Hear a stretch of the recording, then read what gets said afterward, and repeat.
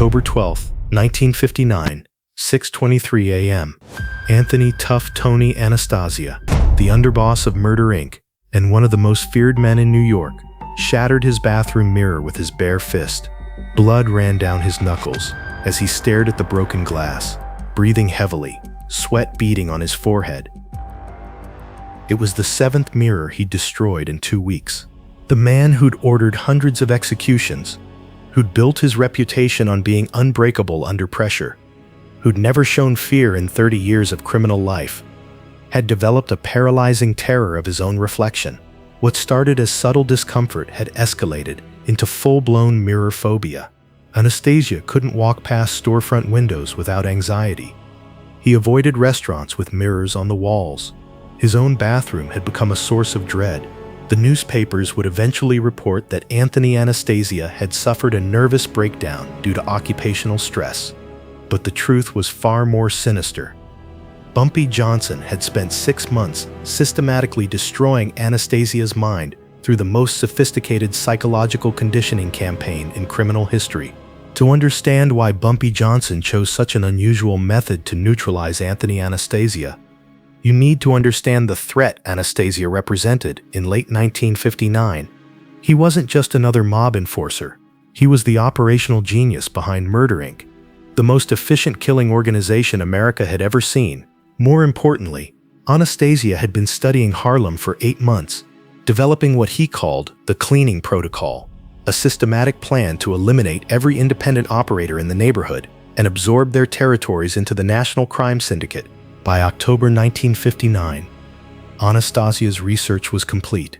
He'd identified 47 key figures in Harlem's underworld, mapped their operations, and scheduled their elimination in precise order. Bumpy Johnson was target number 1, scheduled for termination on Halloween night. But Bumpy Johnson had been watching Anastasia just as carefully as Anastasia had been watching Harlem. And what Bumpy discovered would change everything. Anthony Anastasia had a psychological weakness that nobody knew about. April 15, 1959, 6 months before Anastasia's mirror phobia reached its peak, Bumpy received crucial intelligence from an unexpected source, Dr. Rebecca Sterling, a psychiatrist who'd been treating trauma victims from both sides of organized crime conflicts. "Mr. Johnson, I need to speak with you about something confidential." They met at Central Park, away from listening ears and watching eyes. "It's about Anthony Anastasia. He's been coming to see me for 6 months. Bumpy was surprised. Anastasia sees a psychiatrist? Not voluntarily. His wife forced him to come after he started having what she called episodes at home. What kind of episodes? Dr. Sterling looked uncomfortable. Violent reactions to mirrors. He becomes agitated, sometimes aggressive, when he sees his reflection for extended periods. It started after he supervised a particularly brutal execution last year. What triggers it? Guilt. Subconscious guilt. He spent so many years ordering deaths that part of his psyche can't bear to look at what he's become. The mirror forces him to confront his own image. Literally and figuratively, Bumpy was quiet for a long moment, processing this information. "Doctor, hypothetically, could someone make that condition worse? What do you mean? Could someone use psychological techniques to intensify that mirror anxiety?" Dr. Sterling stared at him. "That would be incredibly unethical and dangerous. But possible? Possible, yes. Classical conditioning. Negative reinforcement. Subliminal association. But the psychological damage could be permanent. Doctor, there's a man planning to kill 47 people in my neighborhood. I need to understand all my options." Over the next month, Dr. Sterling explained the science of phobia conditioning, how repeated negative associations could intensify existing anxieties, how subliminal triggers could create panic responses, how the right combination of psychological pressure could turn mild discomfort into paralyzing terror. "The key," Dr. Sterling explained reluctantly, "is consistency and escalation. Each mirror encounter needs to be slightly more disturbing than the last. The anxiety needs to build gradually until it becomes impossible to ignore." May 30th, 1959. Bumpy began Phase 1, baseline establishment. He needed to understand Anastasia's routine, his habits, and most importantly, when and where he encountered mirrors during his normal day. The research revealed a predictable pattern. Anastasia visited 3 locations regularly: Genovese's restaurant on Mulberry Street, the Ravenite Social Club, and his barber shop on Arthur Avenue. Each location had multiple mirrors, and Anastasia spent significant time in front of them. June 15th, Bumpy began Phase 2, Subliminal Conditioning. He arranged for subtle modifications to be made in each location Anastasia frequented, not obvious changes that would be noticed, but psychological adjustments that would increase mirror anxiety. At Genovese's restaurant, the lighting above the mirror in Anastasia's usual booth was adjusted to create slight distortion, making reflections appear more menacing than normal. At the Ravenite Social Club, a barely audible high-frequency sound was introduced near the men's room mirror, creating subconscious unease. At the barber shop, the mirror was treated with a chemical that created almost imperceptible darkening around the edges. For the first month, the effects were minimal. Anastasia noticed nothing consciously, but his subconscious began associating mirror encounters with vague feelings of discomfort and unease. July brought Phase 3, Escalation. The psychological pressure intensified. The restaurant mirror's distortion increased slightly. The social club's high-frequency sound was raised by 2 decibels. The barbershop mirror's darkening became more pronounced. Anastasia began avoiding prolonged mirror contact. He'd look away quickly after checking his appearance. He'd choose different seats in restaurants when possible. His wife noticed he was spending less time grooming. August initiated Phase 4, Direct Conditioning. Bumpy arranged for specific negative events to occur while Anastasia was looking in mirrors. Not violent events that would seem obvious, but psychologically disturbing occurrences that would create lasting associations. At Genovese's restaurant, while Anastasia was adjusting his tie in the mirror, the lights flickered and a glass broke at a nearby table, startling him. At the social club, while he was washing his hands and checking his reflection, someone dropped a plate in the kitchen, creating a loud crash. At the barber shop, while getting his hair cut and watching in the mirror, a car backfired outside, making him jump.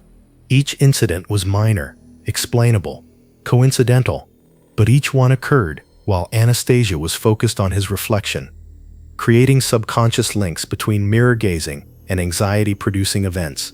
September brought Phase 5, Intensification. The negative conditioning became more frequent and more disturbing. While Anastasia looked in mirrors, he'd hear arguments from other rooms, see people arguing in reflections behind him, or experience moments of dizziness that seemed to come from nowhere. His mirror avoidance became noticeable.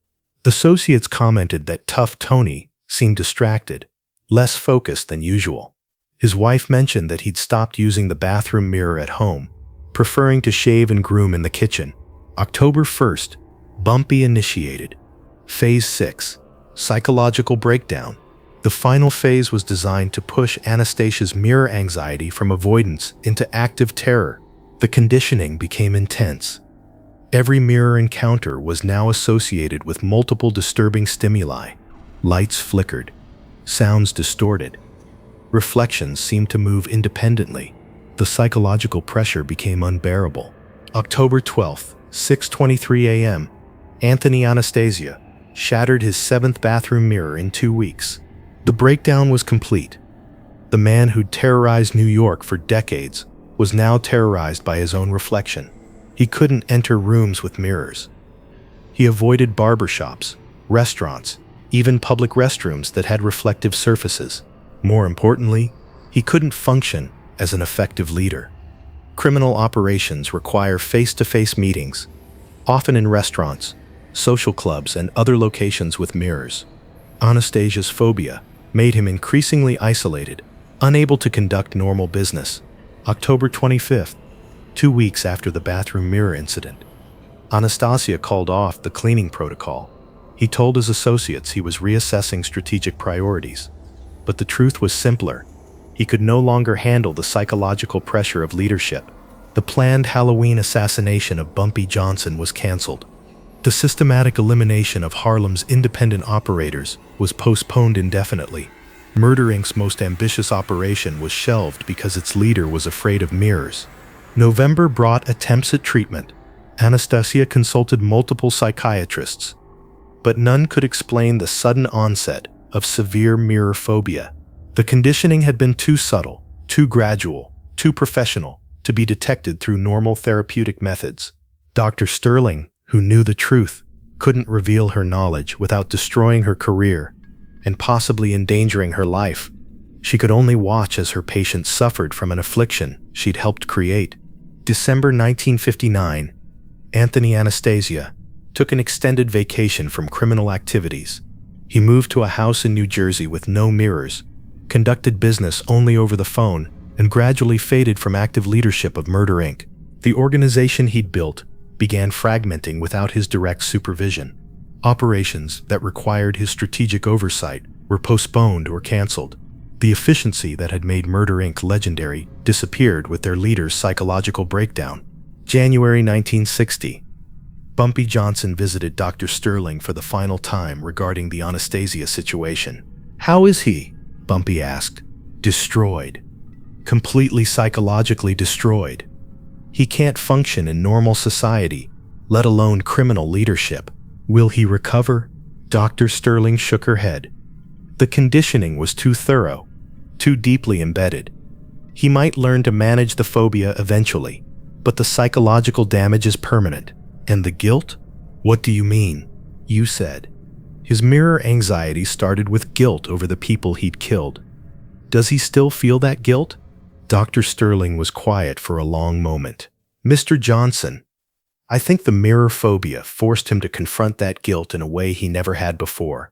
He sees himself clearly now, perhaps for the first time, and what he sees terrifies him more than any enemy ever could." The Anastasia mirror therapy became whispered legend in psychiatric circles, not because anyone could prove what had happened, but because the case demonstrated the power of systematic psychological conditioning. A man's mind could be destroyed as completely as his body, and sometimes more permanently.